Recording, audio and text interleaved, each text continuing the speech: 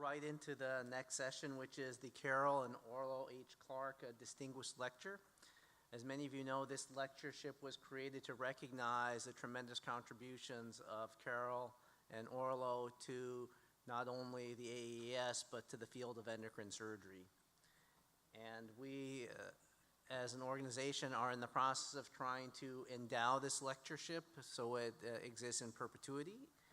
And we're about 60% there. We've received about 60% funds. So if you are a past trainee or a friend, we would encourage you to help us get to 100%. And in choosing this year's lecturer, it was a no-brainer for me because I thought who would give an inspiring lecture to all of us, and the first name that came to mind is my friend and my boss, Selwyn Vickers. Selwyn is the Senior Vice President of Medicine and Dean of the University of Alabama School of Medicine, which is one of the 10 largest public academic medical centers and actually the third largest public hospital in the United States. He's a world-renowned surgeon, pancreatic cancer researcher, and pioneer in health disparities research. Dr. Vickers is a member of the National Academy of Medicine and of the Johns Hopkins Society of Scholars. He has served on the Johns Hopkins School of Medicine Board of Trustees, and in addition, he has been the president of the Society of Surgery of the Elementary Tract and of the Southern Surgical Association. So as a colleague, advisor, friend, and mentor, he has really inspired faculty, residents, and students to pursue academic surgery. And I had the privilege of training with Selwyn. He was my chief resident when I was an intern. And as you'll learn in my presidential talk a little later today, he's one of the main reasons why our family chose to relocate to Birmingham, Alabama. So please join me in welcoming Selwyn Vickers to give the lectureship entitled Relationships and Resilience, Lessons Learned from Mentors and Heroes.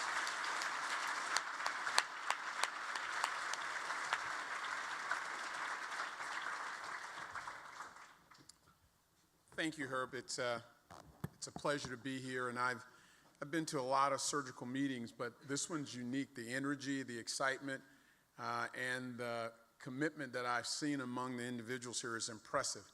And so it's really an honor to be a part and give this lecture. I have no conflicts or any other relationships to disclose. And it certainly is an honor to give this in the name of Orlo and Carol Clark. And I've heard of Dr. Clark through numerous leaders, just as a legend in endocrine surgery. He was obviously one of the first 5 endocrine surgeons who were the founders of this organization starting in 1979, and has trained a number of fellows. You have a society and fellows in his name. There are a couple other small tidbits. As you know, most of his formative years were on the East Coast at Cornell undergrad and Cornell Medical School. And then after a 2-year period where his father, who was a surgeon, worked in the military and was in San Francisco, there seemed to be some drive to get back to the West Coast after finishing medical school and Cornell, and eventually ended back at UCSF, where he and Carol spent several decades. The other correlation is that during his residency, like many of our residency programs, he had a year to do a period of research, and he went to the Hammersmith. And there were a number of people who influenced him, but particularly 2, Richard Weldon and Selwyn Taylor, who was the dean of the postgraduate college at the Hammersmith. So a common name in England, not so common in America, particularly from a young African-American man from the Deep South. But he had encountered a Selwyn earlier. But his contributions were enormous, and his impact on healthcare for endocrine disease are legendary. And so it's an honor to give this lecture. I think also because of the impact of his marriage to his sort of high school sweetheart, Carol, and the impact that they had together as a team, it is quite worthy for this to be named for both of them. Now, similarly, this picture I show for her, but and as the culture I've kept hearing here, and you don't hear in many societies, is that this is a family. And fundamentally, the success of any of us, whether it's the mom who's the surgeon or the dad who's the surgeon, the success in our careers are driven by our family units.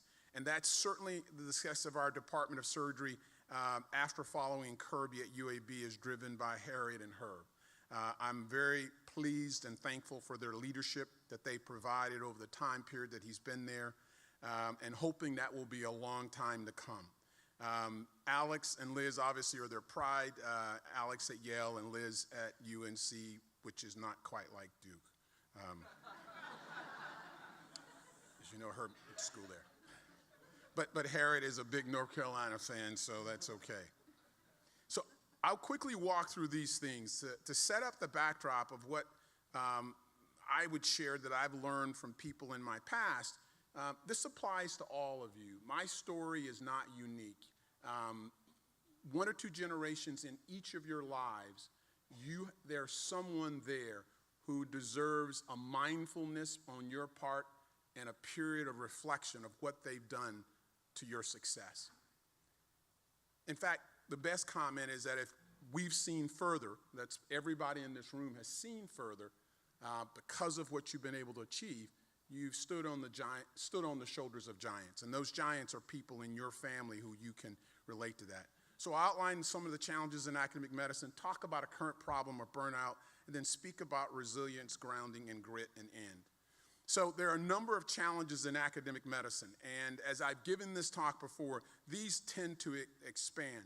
If it's not really getting your next grant, if it's not getting the data you need to really get your HCAP scores up and hit your quality parameters, there are tons of things that we have to avoid and are challenged with, whether it's litigation and liability, and in the larger systems of world of uncompensated care and reducing cost and always living into a culture of cost reduction. But for the trainee and for us, burnout is certainly a growing problem that we've seen, particularly for a number of things that have been overlaid on our world, the EMR being maybe the best example. Patient safety appropriately has come front and center in our world, and data is really growing. And in fact, 90% of the data in healthcare has been created in the last 3 years. The Institute of Medicine, now the National Academy of Medicine, had a couple reports, and this one really highlighted the number of annual deaths, 100,000 preventable deaths that occurred. Likewise, it highlighted that quality needed to be a focus, not volume, in our healthcare system. So all of the pressures we see today are driven by good things and the fact that we need to have better quality and we need to really focus on preventable deaths. In reality, we also know that fee-for-service is going away, and more systems have ideas and programs built around bundles and built around quality. And so that will continually be a driver. It's a challenge because much of what we think about quality and outcomes we feel is not within our own control. In addition, there's a continual check-the-box fatigue. There's a survey almost every week. There's an EMR to fix. There's a report to put in, continually having it. And the EMR is like the bag cell phone, for those of you who are old enough to remember the bag cell phone. The cost of adoption of them are challenging, from anywhere from 150 to 600 million. And once you get wed to whether it's to Epic or Cerner, you have a partner for life. And then integration to academics and the workflow is still challenging because they're quite limited. The other thing is that physicians in medical school are not trained to be employees. And in fact, more and more of us, when we finish, and your residents, when you finish, are going to be employed by somebody else. The fact that most doctors, when they finish now, have to think about what does a contract mean that I sign, who's my boss, and rather than an independent business is a change that we're experiencing as well. And these drivers for fee-for-service going down, reducing cost, consolidating markets and mergers, bringing in cultures of either private surgeons or other academic groups, focusing on patients first and patients' experience, managing populations at risk, all seem to make our lives a little more challenging. And not to speak of NIH grants. Now, if you're not in the memory disorder world or neurosciences, where everything is essentially funded now, but in the space of most grants, it's funded at anywhere from the 13th to the 8th percentile. The NCI funds at the 8th percentile. So 1 out of 10 grants are not getting funded, and some grants are outstanding. They can't get anything wrong in their pink sheets, but they don't get funded. So this problem-solving flow sheet, John Tarpley gave me this years back. Take a look at this. And this is the approach that we often have to solving significant problems. It often is the approach that we do when we were house staff on the floor.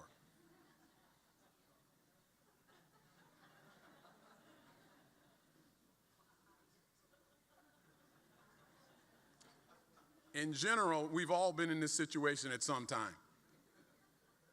So what is the issue of burnout? What does that look like in our world as surgeons?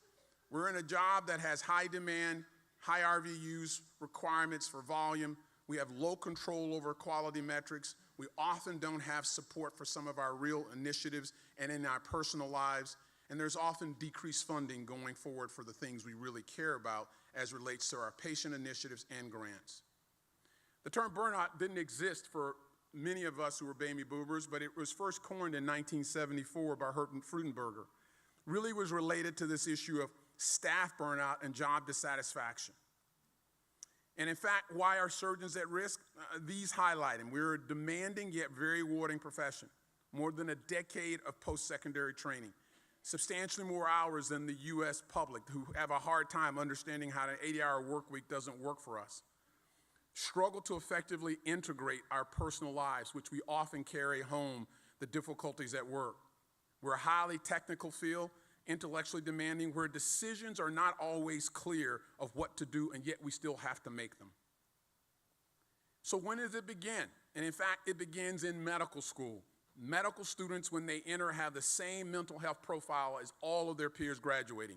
Within 2 years, nearly 50% of them exhibit burnout just after their first 2 years of medical school. What are the drivers in the residency? There are time demands, a lack of control over being able to manage your time, working and planning, organizational structures that they hadn't been used to, inherently difficult jobs and difficult people, including their attendings and patients, and interpersonal relationships. This study, the Martini, which was published in 2009, went through all of the subspecialties, showing that in general, the burnout rate was close to 50% in physicians, and about 40 to 50% depending on which study you look at for surgeons with the highest risk in OBGYN. When we looked at the study that was done by Schoenfeld, and I think Julie Freisleg was a part of this from the college, looking at nearly 8,000 respondents and surgeons, 40% of the surgeons highlighted they were burned out. 30% screened positive for symptoms of depression. 28% had mental quality of life scores that were a couple of deviations from the norm. What were the factors? Young people were in difficult situations. Managing families, having children, which should be a joy, were a problem or a challenge. Areas of specialization. Not everybody could be an endocrine surgeon. You guys like to keep that selective, and that's great. Nights and weeks on call, hours worked, billed per week, and really tied if your compensation was really driven by simply volume. Nearly 50% of these interviewees would not recommend their children to pursue surgery as a career. And when they asked this question, Schoenfeld then followed up on his study when he had one in 2011, similar to this one in 2014, and asked the question, was burnout getting better? And in fact, it was getting worse, from 45 to 54%. Depression also slightly increased, as well as suicidal ideation. So what is this? What are the signs? All right, so emotional and physical exhaustion, drained, weary, spent, can't face another day. Cynicism, depersonalization, what you do doesn't seem to really matter. Reduced sense of personal effectiveness, or really a decline that you're adding any value. And most of all, the impact not only occurs on the person, the patients, but it occurs on their families. That's the scenario where your wife or your husband encourages you to stay at work longer. Burnout also has a significant effect on issues that truly affect our patients and cost. It's associated with increased medical errors, increased medical malpractice suits, medical family discord, patient compliance, as well as decreased patient satisfaction. The first trial, as I'll end on this data, was a great trial that was led by Carl Bullamaria with all of the key components of our world of training engaged, from the board to the college to the ACGME, to ask the question, if you have allowed shifts to have extension, would it affect any issues of quality of life or quality outcomes for patients? They did also ask about quality issues for trainees, looking at all of the residencies, the 7,500 residents, and response rates that they also used with the app site. What they found, in fact, that there was a significant amount of exhaustion that residents complained about, nearly 19%. And there was a significant rate of exhaustion that they reported as a part of this as well, nearly 53%. So these things are not only real for our practicing surgeons, but they're real for our residents and our trainees as well. So what's the flip side of burnout? And we've talked about this in some extensive nature of what causes burnout, but what's the flip side? And arguably the flip side is resilience. So resilience is a learned character trait. It's more than educational experience or training. It's probably as important as any of the set of things we'll talk about of what allows people to succeed.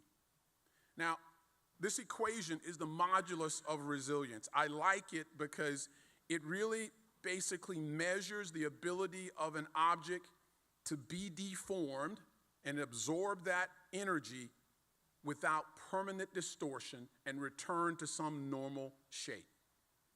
So think about that in your life, right? It's the ability to take a hit, absorb the energy, but get restored back to normality. Organizational resilience is the empowerment of a situation to look at the capacities of an organization in order to move forward, an individual's ability to properly adapt to stress. Resilience draws from the strength of character, a core set of values that allows people to handle setbacks, move forward. It also thrives in teams. It thrives being a part of a community where there can be a framing of the challenges that you see and understand that you're not the only one who are facing them. Mihai Csikszentmihalyi, so take a look at his last name. You won't hear me pronounce it again. But Mihai writes this: of all the virtues we can learn, no trait is more useful, more essential for survival, more likely to improve the quality of life than the ability to transform adversity into an enjoyable challenge. So the first hero of my past is not a man, but it's a woman. And each of you can look back 1 to 2 generations and think about a person who you can draw some significant examples of resilience. So Bessie Oden Merriweather was born in rural Alabama in 1903. And what was unusual about Bessie is that she wanted to get an education. Finished to the 8th grade, which was all her school would go, and she had to travel 200 miles to find a school that would take Negroes to get her high school degree. Now, people got married early in those days, sometimes 16 and 17. Bessie didn't get married to 28 till she'd gotten her high school degree and had taught school almost 10 years. It took her another 20 years to get her bachelor's degree because she could only go in the summers and take a couple classes at a time while she raised 3 daughters. In that process, she had an impact as I saw people come back yearly to thank her for what she did to their lives, challenging them to exceed beyond what boundaries they had been told they could never go past. So as an African-American woman, not being married to her 30s, choosing to get a college degree when less than 5% of African-American women graduated from high school, was something that reminded me, no matter how difficultly I faced times, there was opportunity for me to remember what she had achieved. And even after all that work, she made almost a third, or less than half, if you would, of her white counterparts in the Deep South. So Bessie was leaning in before Sheryl Sandberg had ever thought about it. Grounding is that proper perspective on your past within 1 or 2 generations to recognize the sacrifice and support of others. It's the thing that keeps your feet on the ground when you've had a perfect day, when, like Herb, you've done 10 thyroids and you're done at noon. It brings you back to reality that life for others and where you've come has built on the sacrifices of someone else. It really is that looking forward to being able to reach to the next step because you've recognized that you're standing on the shoulders of others' achievements or on a solid position that allows you to move up. The second group of individuals I highlight is my grandfather and grandmother on my fraternal side, my father's grandfather. So John Vickers Jr., born in 1900, had a fourth grade education. And in fact, my dad told me not until he was 44 years old could he learn how to write. He always made an X. And in that day, they didn't think Negroes needed to go beyond the 5th or 6th grade, and they only went in 3-month sessions because when the fields and cotton needed to be picked, they didn't have schools to actually to work or go in. They had them in the fields. So after finishing with only a 4th grade, teaching himself how to read and write, eventually working in the steel mill for over 44 years, becoming the mayor of his municipality, learning how to read the Bible, becoming a minister at 55, raising 13 kids, 11 boys, 2 girls, 4 of them with doctorate degrees, 2 of them who were deans, 1 of them who had the highest security clearance around the Manhattan Project. I realize as I think about John and what he started from, where he started from, and what he had to work through, there really aren't any significant things that I can't handle. Understanding how to raise 14 kids, 1 died, but the rest living on a farm, raising enough food to take care of them, have 11 of them go to college, 4 to do extremely well. 1 of them was the physician you heard showed in the video. I realized the distance traveled for him was nothing like what I've had to do, and what I've had to do is nothing like what he has done. So this final piece is grit. And grit is that, again, that trait that actually, again, gives you the ability to exceed beyond maybe what your IQ has, and maybe even beyond what your background says you should. Now, in Minnesota, grit was a rare thing. I had to search several stores to find a small bag of it. In Alabama, it's a staple, right? It's almost with anything you can get, and in fact, easy to find. But grit, in this book by Paul Stotz, talks about growth, resilience, intensity, and tenacity. And probably the next person I think about in that context is my dad and my mom. And again, an example of me to understand that as I face challenges that seem like burnout, as I face situations that appear to be insurmountable, I'm reminded of what they went through. My dad reminded me as Donald Trump came to speak in our hometown in Huntsville, Alabama, and at that time, he called the NFL players SOBs because they were disparaging the great heritage of this country. My dad appropriately said, I've traveled over the world, and there's truth to the fact that America is the greatest country on earth. But in fact, when I look at the flag, I have mixed feelings. He says, as a black man in the 1950s who's graduated with a bachelor's in chemistry, who went on to get a PhD, but who was a career war veteran, he came back, and the least educated white man had the right to vote, and he couldn't. In uniform and degree, he had no right to vote. His perspective on that heritage was slightly different than all the white people in the room Donald Trump was speaking to. When growing up, I never knew my dad to have one job. He was a school principal. He was working on his PhD. He ran a funeral home, and on Saturdays, we hauled scrap. We would go to a junkyard where he bought the cars. We would take an acetylene torch. We would cut apart, take out the copper, take the steel, load it on a truck, and on Sunday afternoons after church, we'd drive it to Birmingham to be accelerated. Those were just 2 of the 3 jobs he had. And as I, as a young boy, worked on Saturdays rather than doing baseball or basketball, I learned the value of work, realizing that just because he was an educator, he needed to have an opportunity to better himself, and no matter what job that included, he did it. And so when I decided to be a surgeon, residency was something that was not too foreign for me from when I grew up as a kid working with my father. He was one of the first 3 to 4 blacks to get a PhD because the few blacks they let graduated, they didn't feel needed doctorate degrees. And secondly, he served as a model for me as an educator, and eventually at his last 6 years, he became the dean of the School of Education at the college he taught.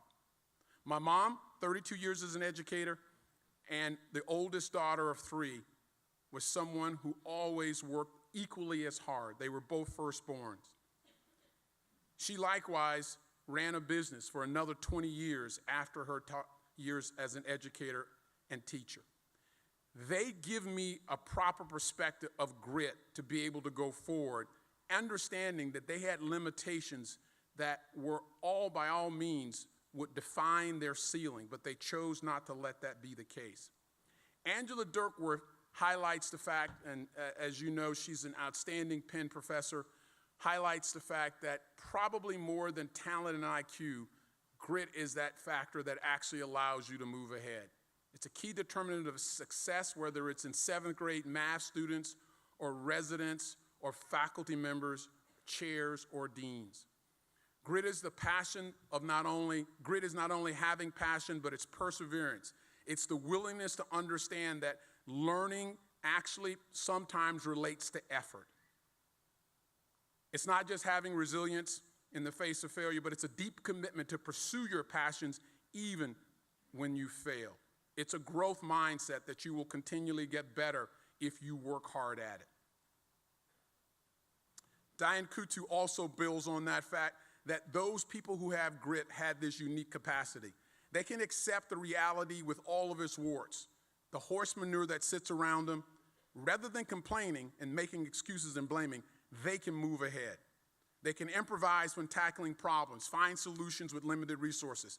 They can find meaning while remaining grounded in their most enduring values, which allows them to move ahead and remember their most challenging situations in light of what often their ancestors have gone through.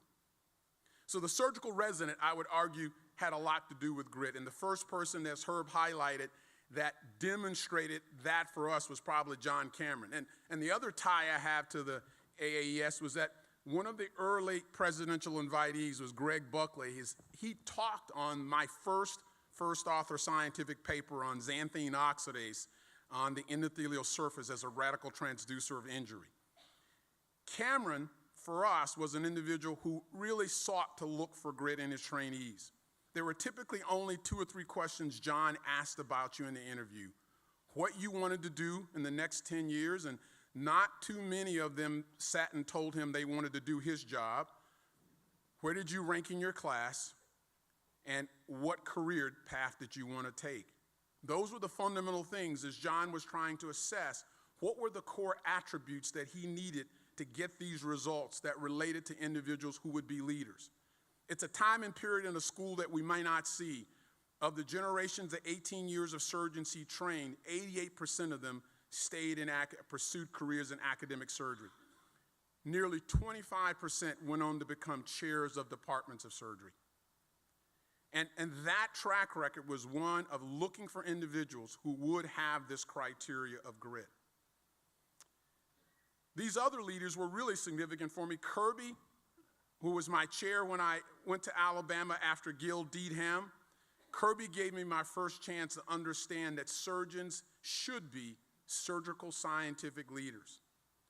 He gave me a chance to lead a division after a contentious process of trying to select the best person, not because he or I did anything, but others were challenged by it. And I never forget the opportunity he gave me to lead both my first chance to lead a SPOR grant and my first chance to lead a division. Debbie Powell, who my wife told me she saw this weekend, when I applied for the job as chair of surgery in Minnesota, one of my great colleagues, David Rothenberger, who was my first hire when I actually took the job of chair. Dave served as interim. If you know Dave, he's a great leader. every single faculty member wrote Debbie as dean and said, David Rothenberger should be the chair. And Debbie, in some crazy, off-minded situation, offered me the job. And in that process, I never forget how she took that bold step. I thanked her. I thanked the partnership that I had with David. But that ability to actually make that decision, to have the grit and the resilience to do that in the face of a department of nearly 100 surgeons saying, we want this guy, was really brave. Gil Deedham likewise recruited me from Baltimore, and I was thankful that he gave me an opportunity and didn't really care that John said that I was going to stay when he met him at a meeting, and Gil didn't let that deter him from offering me. These three below are obviously chairmen. After I left Minnesota, David, who was my partner for 8 years in leadership, went on to be the chair of the department and did a great job. And certainly one of the most important hires that I will do and did to replace a really giant in Kirby Bland was to seek someone who could be a new leader. And Herb, as I don't know if he was even in the search initially. I had to sort of gather him to come in, and Harriet won't like this, but Harriet's comment when Herb told her he was going to look at Alabama, Harriet said, I don't know much about Alabama, and the only thing I know is the movie Selman, I don't like it. But we're thankful that they changed their perspective, and they have been tremendous members of our community and leaders at UAB. And then as soon as Kirby gave me the opportunity to lead the GI division at Alabama, my first hire was this trailing spouse who I was wondering would she amount to anything, and that was Mary Hahn. And that myth was soon dispelled.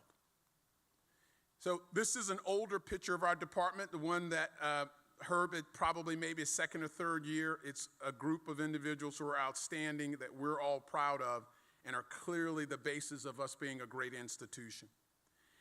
This final piece, as I close, are some attributes that we are thinking about as an institution that are really fundamental attributes of leaders at our place. And they have these four quadrants of being a near-term operational leader and a long-term strategic thinker. They have some practical aspects that the individuals who lead potentially at the chair level have to be strategists. They have to think about the future of the space. They actually have to be change managers. They got to navigate and understand that the how is often more important than the what. They have to be talent managers. They have to hold high standards. They have to push people to improve their performance. And they have to develop the people around them. They have to be individuals who can build the next generation. But what I want you to focus on, most importantly, they have to manage themselves. The first person you have to lead as a leader is yourself. You have to work at your own personal proficiency. You have to make sure either whether it's your game as a surgeon or is your game as a leader. And Herb's heard me say this, leadership is a strange thing. It's like oxygen and respect. Nobody really notices them until you take them away. But in reality, what you have to do is be resilient. You have to be gritty. You have to make some decisions that require courage. And you have to be self-aware, always understanding how people see you and how you are seen in situations. Finally, resilient people clearly are not free from worry or stress. They're not immune to life setbacks. They're clearly individuals who have to continually learn and they have to grow. Grit clearly is a part of being resilient. Being grounded is a part of it as well. But it's also understanding that the challenges you face, one, you're not the first to see them, and that most of them are solvable. It also understands that reframing of what your circumstances are by often interacting as a part of a team can really make your challenges look differently. Finally, my key source of resilience is my family. Beginning in those early slides, we understood from Orlo's life that Carol and he, with their 3 kids, were the fundamental key to the contributions he's made to American surgery. To separate him from that is to separate him from his energy source.